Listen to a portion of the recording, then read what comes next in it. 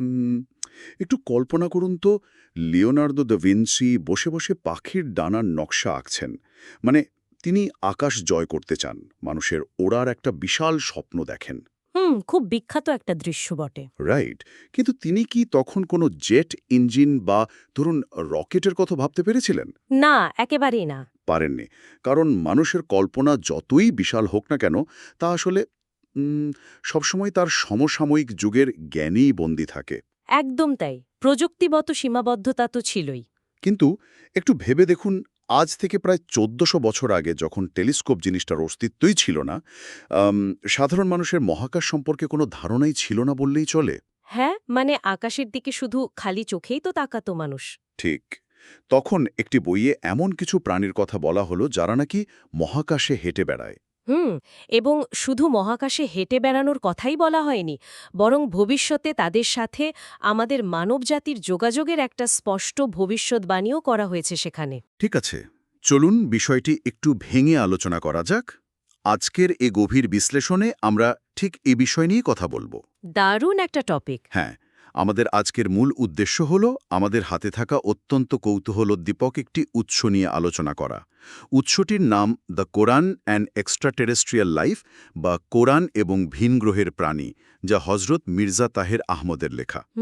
বইটা আসলেই অসাধারণ। আমরা দেখব যে লেখক কিভাবে এখানে কোনো অন্ধবিশ্বাসের উপর নির্ভর করেননি, বরং গভীর চিন্তাভাবনা, মানে যাকে আমরা ক্রিটিক্যাল থিঙ্কিং বলি, এবং যুক্তি নির্ভর বিশ্লেষণের মাধ্যমে প্রমাণ করেছেন যে ১৪০০ বছর আগের একটি ধর্মীয় গ্রন্থে ভিনগ্রহের প্রাণী এবং তাদের সাথে মানুষের ভবিষ্যতের যোগাযোগের কথা বলা হয়েছে। রাইট।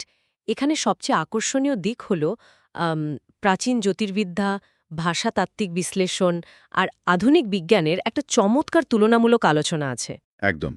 তো হজরত মির্জা তাহের আহমেদের এই যৌক্তিক বিশ্লেষণের গভীরতা বুঝতে হলে প্রথমে আমাদের জানতে হবে, আম, কুরআন যখন অবতীর্ণ হয় তখন মহাকাশ নিয়ে মানুষের চিন্তাধারা আসলে কেমন ছিল। হ্যাঁ, পটভূমিটা বোঝা খুব জরুরি। সেই যুগে মানে ধরুন কোপার্নিকাসের সময় পর্যন্ত পুরো পৃথিবীতে গ্রিক জ্যোতির্বিদ্যার একটা বিশাল আধিপত্য ছিল। গ্রিক জ্যোতির্বিদ্যা, হুম, মানে ওই টলেমির মডেল আর কি। হ্যাঁ, ঠিক।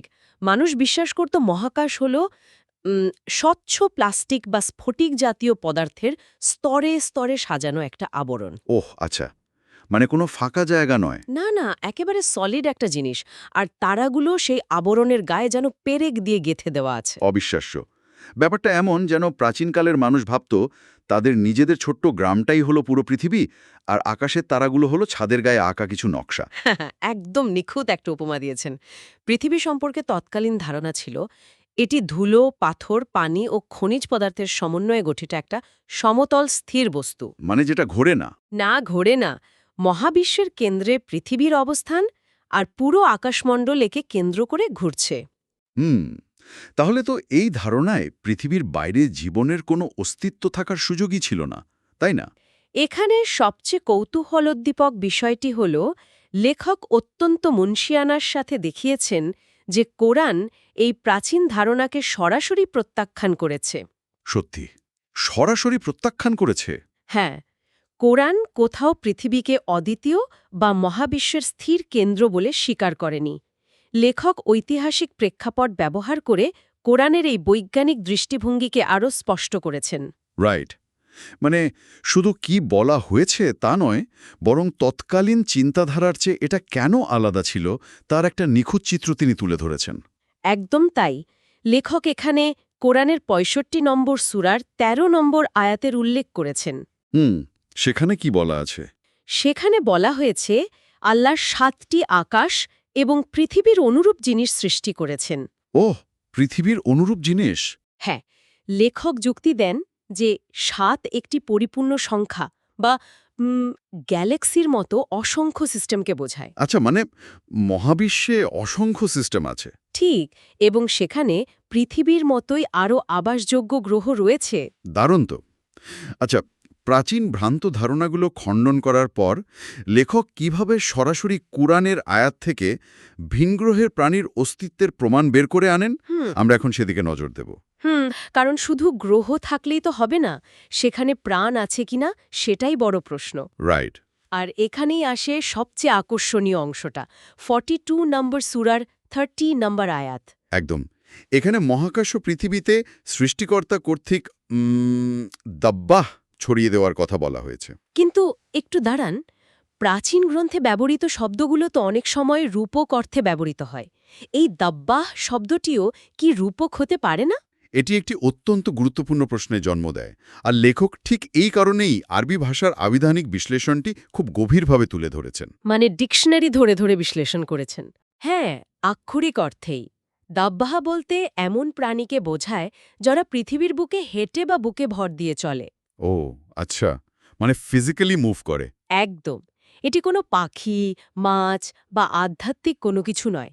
আরবিতে কোনো ভূত, প্রেত বা ফেরেশতাকে কখনোই দাব্বাহ বলা হয় না। ওয়েট, সত্যি ফেরেশতাদের দাবদাহ বলে না? না, কখনোই না। অর্থাৎ এটি সম্পূর্ণ ভৌত ও জৈবিক জীবনের কথা বলছে। এটি কোনো রূপক নয়, বরং অত্যন্ত সুনির্দিষ্ট একটা প্রাণীবিদ্যার টার্ম। তার মানে আয়াতে যখন মহাকাশে দাব্বাহা ছড়িয়ে দেওয়ার কথা বলা হচ্ছে, তখন সেটা স্পষ্টভাবে ভিনগ্রহে বস্তুগত বা ফিজিক্যাল জীবনের উপস্থিতিকে প্রমাণ করে। পুরোপুরি রক্ত মাংসের প্রাণী, যাদের শরীর আছে। আর ঠিক এখানেই বিষয়টি সবচেয়ে বেশি চমকপ্রদ হয়ে ওঠে। মানে যদি কোরআন সত্যিই ভিনগ্রহের প্রাণীর কথা বলে থাকে, তবে এটি কি নিছকই কোনো প্রাচীন কল্পবিজ্ঞান হতে পারে? সায়েন্স ফিকশনের সাথে এর তুলনা চলেই আসে। রাইট। বা ধরুন মানুষের কল্পনার উড়ান, লেখক কিভাবে এই দুটি বিষয়কে আলাদা করেছেন তা জানা জরুরি। ওই যে শুরুতে ভিঞ্চির উদাহরণটা দিলাম।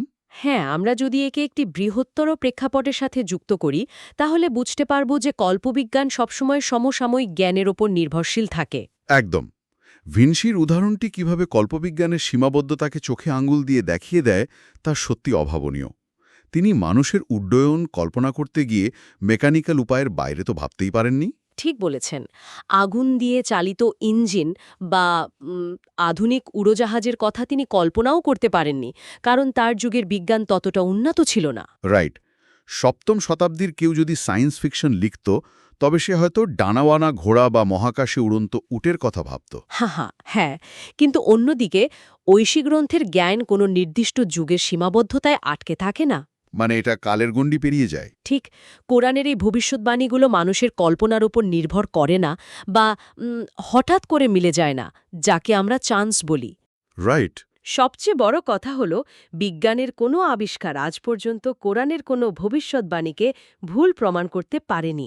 এটা সত্যি ভাবার মতো একটা বিষয়।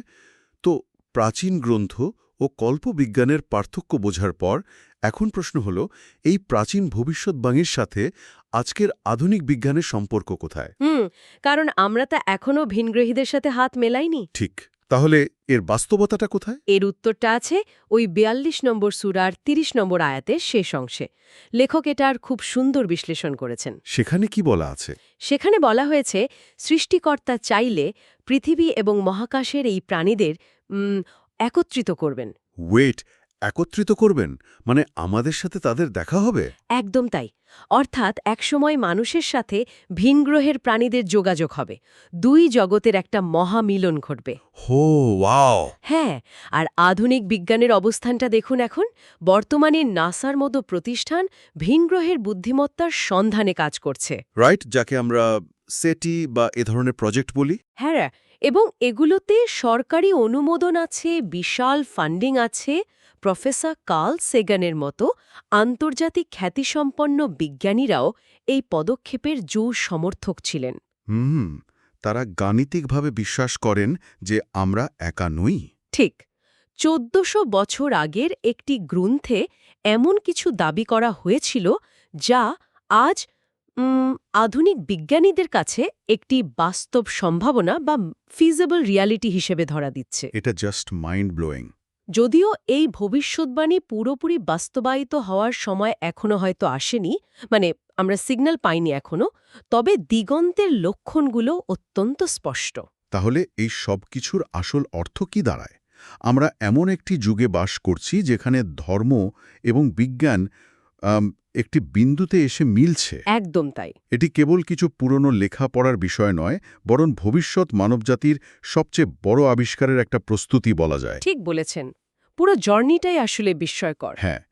আমরা যদি পুরো আলোচনার একটি সংক্ষিপ্ত সারাংশ টানি, প্রাচীন গ্রিকদের ওই প্লাস্টিকের তৈরি আকাশমণ্ডলের ভ্রান্ত ধারণা থেকে শুরু করে তারপর কোরআনের দাব্বা সভ্যের সুনির্দিষ্ট ভাষাতাত্ত্বিক বিশ্লেষণ রাইট এবং পরিশেষে নাসার ভিন্নগ্রহী অনুসন্ধানের সাথে এই ভবিষ্যদ্বাণীর মিল, পুরো যাত্রাপথটি হজরত মির্জা তাহের আহমদের গভীর চিন্তাভাবনা ও যুক্তি নির্ভর বিশ্লেষণের মাধ্যমে কিভাবে ফুটে উঠেছে তা সত্যি অসাধারণ।